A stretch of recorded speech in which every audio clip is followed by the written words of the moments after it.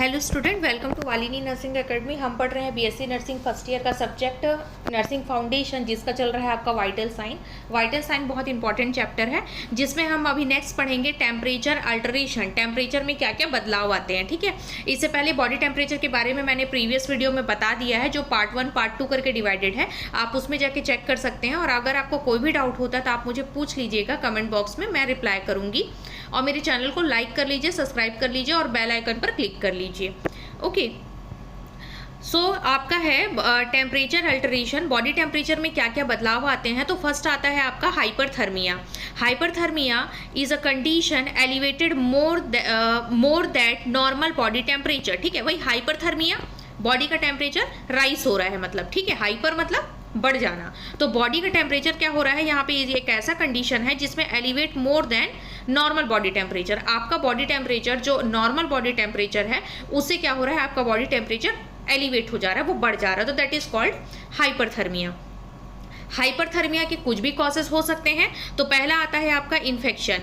Causes, कारण hyperthermia या body temperature क्यों बढ़ रहा है, तो पहला आता है आपका इन्फेक्शन। तो any infection whether bacterial, viral, rickettsial, fungal और parasite can give rise to fever, ठीक है। जिसमें क्या होता है, कोई भी बैक्टीरिया, वायरस है, रिकेट्स हो सकता है, ये भी एक बैक्टीरिया ही है, रिकेशियल, फंगल या फिर कोई पैरासाइट हो सकता है। ये क्या हो सकता है, जब हमारे बॉडी में एंटर करता है कोई भी बैक्टीरिया या वायरस, तो उसकी वजह से क्या होता है, मैंने अभी बताया था प्रीवियस क्लास में आपको कि एंटीजन एंटीबॉडी रिएक्शन होता है।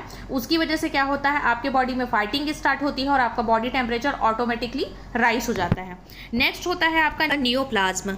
नियोप्लाज्म में क्या क्या है आपका, hypernephroma, carcinoma of pancreas, lungs and bone and haematoma में कॉज फीवर, ठीक है। इसमें क्या होता है आपका, अगर आपका नियोप्लाज्म कंडीशन आ रहा है तो उस कंडीशन में हाइपरनेफ्रोमिया हो सकता है, नेफ्रॉन में आपका प्रॉब्लम हो सकता है, ठीक है। उसके बाद आपका कार्सिनोमा ऑफ पैंक्रियास, पैंक्रियास में अगर कार्सिनोमा या फिर बहुत ज़्यादा सेल्स का, एबनॉर्मल सेल्स का ग्रोथ हो रहा है या फिर एबनॉर्मल सेल्स का फॉर्मेशन हो रहा है, ठीक है। लंग्स में हो रहा है या फिर बोन में हो रहा है, और हीमेटोमा हो सकता है, में कॉज द फीवर, ठीक है। जिसमें आपका क्या हो सकता है, कलेक्ट द आपका ब्लड क्लॉट, ठीक है। इसमें क्या हो जाएगा, collection of clot and semi solid blood, ठीक है। जिसमें आपके जो ब्लड वेसल्स है, ब्लड वेसल्स में क्या होगा, क्लॉट का कलेक्शन होते जाएगा, ब्लड के क्लॉटिंग का कलेक्शन होता जाएगा, ठीक है। ये सेमी सॉलिड भी हो सकता है। तो उस कंडीशन में क्या हो सकता है, अगर आपके बॉडी में कोई डिजीज कंडीशन हो रही है तो उस कंडीशन में आपका बॉडी टेम्परेचर राइज हो सकता है।